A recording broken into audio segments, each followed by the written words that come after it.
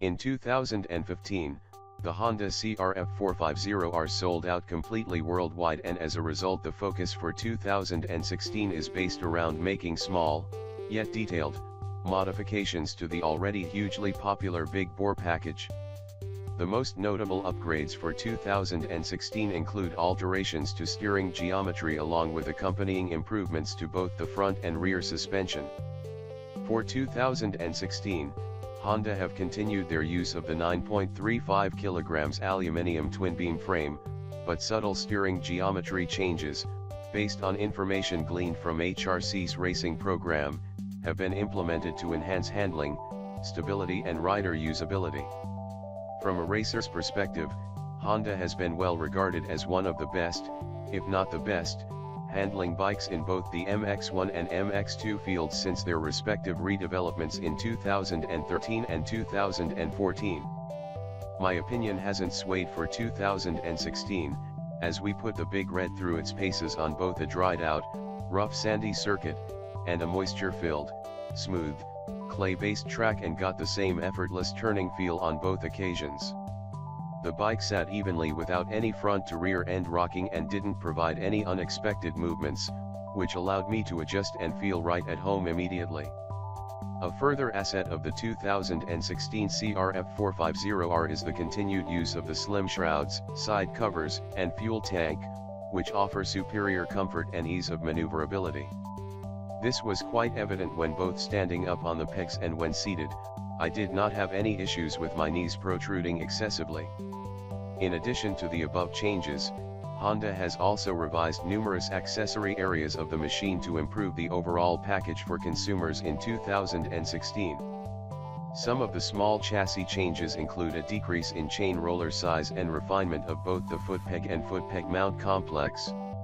The decline in chain roller size from 38mm to 34mm is more of a supplementary update, whereas the redesigned foot peg complex minimizes the likelihood of objects jamming the peg in the upright position. Suspension. Honda have maintained their use of the 48mm KYB pneumatic spring forks, PSF, air fork, and KYB rear shock for model year 2016, though both have undergone significant refinements in improving adjustability and damping control. The KYB PSF utilized the same previous stroke length of 310mm, but the actual fork has been lengthened by 5mm, and the outer tube rigidity has been increased just below the top yoke by 0.5mm, from 53.5mm to 54mm diameter. In addition, both the compression and rebound damping rates are firmer to minimize the bottoming feel, and there is also now much greater fork adjustability in both compression and rebound as the click range on the fork caps has doubled from 4 to 8 stops. Parcel this with the simple air pressure adjustments via the Schrader valve and this fork is your oyster. From my point of view, the front end of the Honda handled really well. There has been quite a lot of discussion regarding the air fork and how it performs since its inception, but overall I didn't encounter any issues with the front end. The forks and front end feel were actually very impressive, not only on the smooth clay track, but also in providing a compensatory feel on the rough, dry, sandy circuit. Turning focus to the KYB rear shock, it too has received increased adjustability and rebound damping, but at this end of the bike the changes were focused toward the middle to upper range of the stroke. These adjustments are grouped with an optimized pro-link ratio, and like the front end of the Honda, the back end provides a really smooth ride. I tested all 3 engine maps on both the sand and clay circuits and the rear end tracked impressively on both occasions. When using the aggressive mapping option on the sand track, the rear end did slide out of line a few times while under heavy acceleration, but this was more due to the lack of traction available on the dry sand. In terms of the suspension package as a whole, the Honda's air fork and shock setup is solid. As mentioned previously, some racers switch the air forks for spring forks due to their discomfort with the fork feel, but I do not believe this is a requirement. The bike handles square-edged braking and acceleration bumps without any side-stepping or front-end knifing, and when attacking long roller sections it honestly feels like you're riding on a cloud as the rear end compensates so well for the high-speed movements. Engine. In 2015 the CRF450R featured the installation of a HRC spec cylinder head, HRC exhaust system, HRC PGM-FI dual fuel settings, and 3-way engine mode selection, EMS, which as a whole improved power and torque off the bottom end, smoothed out the mid-range, and increased the peak output in the top end from the previous year model. These major updates remain in place for 2016, but no further internal modifications or upgrades have been made. The 3-way EMS is a unique feature on the Honda CRF450R and is controlled by an LED lit button on the right side of the handlebars.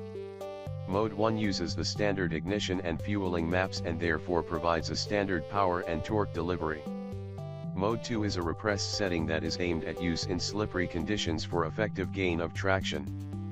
Mode 3 is focused towards soft riding conditions and as a result provides an aggressive power delivery.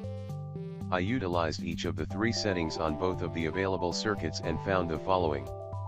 On the rough, dry, sandy circuit, Mode 3 was my preferred option, and this was because although there was less traction, it was still a very soft surface, which meant I was able to be more aggressive with the power. Contrastingly, on the tacky, clay circuit I found Mode 2 most desirable as it felt much more effective to run the repressed setting in a high gear and let the bike's torque carry me through the turns, than having an aggressive map wrench on my arms while exiting turns. In regards to the general population though, I see Mode 1 as being the common choice American Samoa. It can be used effectively on any surface, and therefore will be most efficient for the everyday rider. Transmission. Like the engine, the CRF450R's transmission remains unchanged for 2016 with every gear except first being manufactured using nickel chrome molybdenum, which is 10% stronger than the standard steel chrome molybdenum. This particular material is employed for increased durability, but comes with no added weight penalty.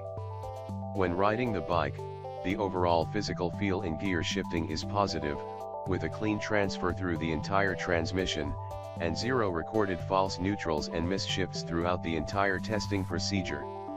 Braking.